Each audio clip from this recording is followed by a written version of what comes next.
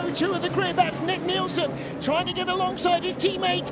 The 51 car, James Collado, the pole sitter. The red cars are side by side. They run out wide. Collado keeps his nose in front, and the third place Blue Alpine ahead of the gold of the first of the Cadillacs. Earl Bamber started fourth on the grid. Has he made it through? It looks, in fact, it's the BMW third. So that is Kevin Magnussen. Good, clean start, but the Ferrari's already showing. And drama, bits flying off. One of the Peugeots was on the dirt, and one of the caddies has dropped right back. The number 12 car down to 11th place. Will Stevens getting shuffled out in the first couple of corners. It's Ferrari 1, 2, 3 wide behind the BMW for fourth place. Anthony Davidson, what a start. Yeah, there's a bit of wheel banging as well. Side-by-side action with the number 35 Alpine versus the Jota there on the exit of turn 6 on the run to turn 7. Earl Bamber in that caddy giving no quarter, and he gets shuffled down the order. The Alpine went by. That's Ferdy Habsburg. Looking further back, Mike Conway, the number 7, has lost a position to the BMW number 20. That's Rene Rast at the wheel. They were jostling for position. Number 7 was in front before turn 6, so lost a position there. Now has Robert Kubica in that yellow Ferrari. You can see there in the midfield, right behind him in his mirrors. Yeah, the yellow Ferrari is dropping back a little from that first of the Toyotas to the Porsche of Julian Andlauer. There are the Aston Martin Valkyries. Listen. Oh, we'll get much more of that in the next 10 hours. They just make a fabulous noise.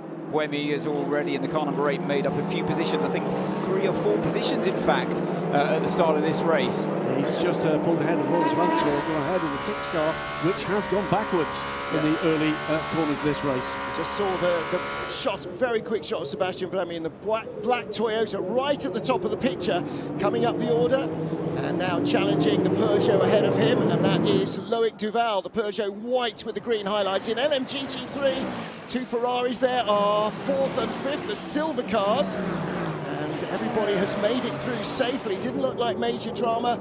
Leader in the LMGT3 is James Cottingham's United Autosport McLaren. There you can see one of the Mustangs having a little feint and trying to move up the order, and that was Stefano Gattuso trying to put a move on the yellow Corvette of Ben Keating. Trying to see what's happened to Will Stevens in the car number 12, the second of the gold-coloured Hertz Team Jota. He's had a bit of a shocker on that first lap. Maybe he was one of the cars involved with the Peugeot on the run down towards turn 5, where we saw a bit of bodywork get flicked up from the car. So Will Stevens now gone from P4 to P12. Battle for third place with the white on the nose. That is the BMW, and that is the car of Kevin Magnussen. Ferdy Habsburg with the all-blue Alpine right behind him. Then the gold and black. That is the caddy of Earl Bamber. And then the yellow, red, black.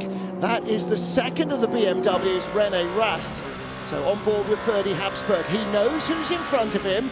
Last time that Ferdy would have seen Kevin Magnussen would have been when he was driving in Formula 1.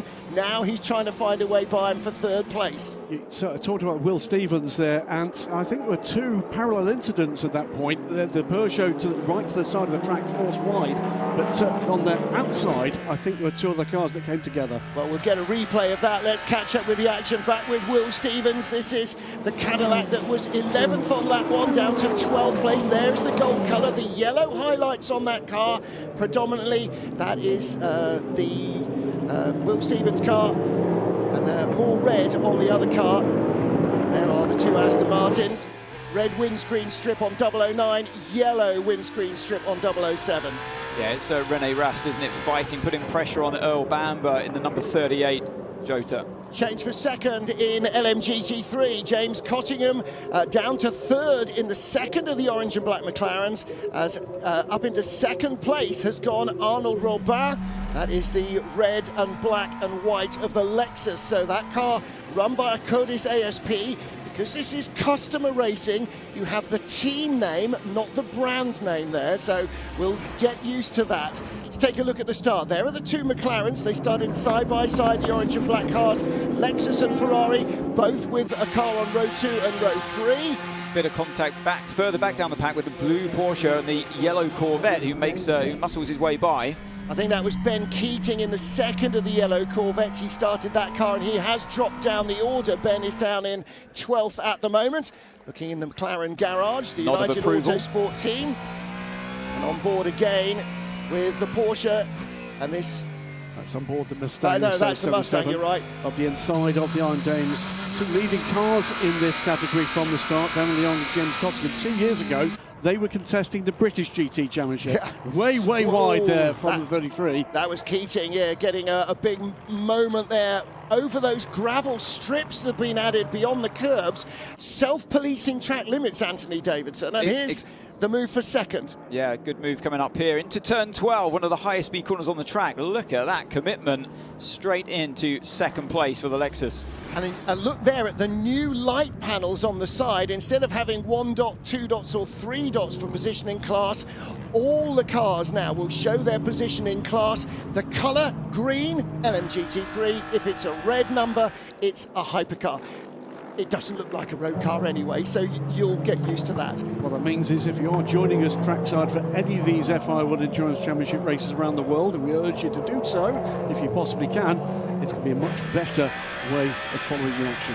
This looks like good racing here. We've got the number 36 Alpine. Oh, this is a change for the lead, Graham. Yes, it is. This is the Lexus. It was very quick in qualifying. Has it got race-long pace? Well, they're going to have to make sure that they use their speed as they can. If it's this quick on new tyres, it needs to also survive on used tyres in the second stint. Some of the Ferrari drivers were suggesting maybe triple stinting tyres, which we'll have to see how that works out if they go for it. The black colours there at the top of the picture, that is the Toyota Gazoo Racing car number 7 of Mike Conway. So it's just off this little lead group, the yellow Ferrari behind, and the first of the Penske Porsches, car number 6. With the white car with the lime green and grey highlights, that's the Peugeot. So that was car number 93, Paul Di Resta, as we ride on board with Will Stevens in the number 12 Cadillac. I'm sure we'll see more of what actually happened on that opening lap with Will Stevens shortly. But yeah, he was the one that really suffered in that tussle in the first 2 or 3 turns. Beyond that, further back down the order, Seb Buemi all over the back of the number 94 Peugeot of Loic Duval and looking to make further progress up the order. There is the first of Peugeots, the 93 car. As you can see, it's just outside of the top 8. And the Lexus with the lead in LMGT3 ahead of the 2 United Autosport McLarens. Behind them, 2 Ferraris. There's Gilles Gounon with the beard and Mick Schumacher watching from the Alpine garage. Alpine and BMW brand new to the championship last season. And look where they are, 12 months on, right in the top 6, battling with Ferrari for supremacy here. So that's what Aston Martin need to look at, not where Alpine and BMW are now, but where they were a year ago with a new car. Both Alpines looking like they're putting pressure on the cars in front of them as we look back at the LMGT3 battle here. And we saw earlier on a bit of bodywork on still left on the circuit from that opening lap. We believe it might have come from the Porsche number 6 car, who are reporting that they can see a bit of bodywork up in the air. It doesn't seem to be affecting their lap times as we will look at the action again into turn 1. Well, let's identify. We've got the BMW, the yellow Corvette, and right behind the Mustang, fairly familiar face of the Mustang, the yellow Corvette, the 33 car, and that is the car started by Ben Keating. So just ahead of him is the car with Yasser Shaheen in, who is the man who owns the Benz. That's the orange nostrils on that BMW, and of course he's moved from racing a Porsche last year. The Benz Motorsport Park in South Australia, home of the second largest permanent racetrack on the planet after the Nürburgring.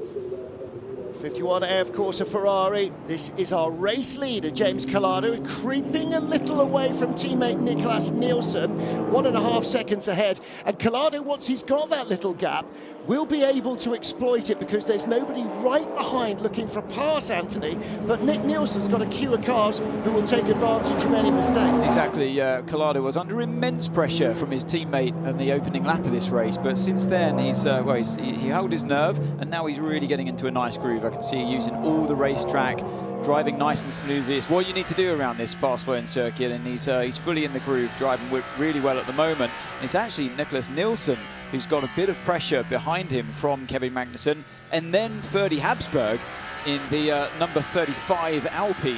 For me, he looks like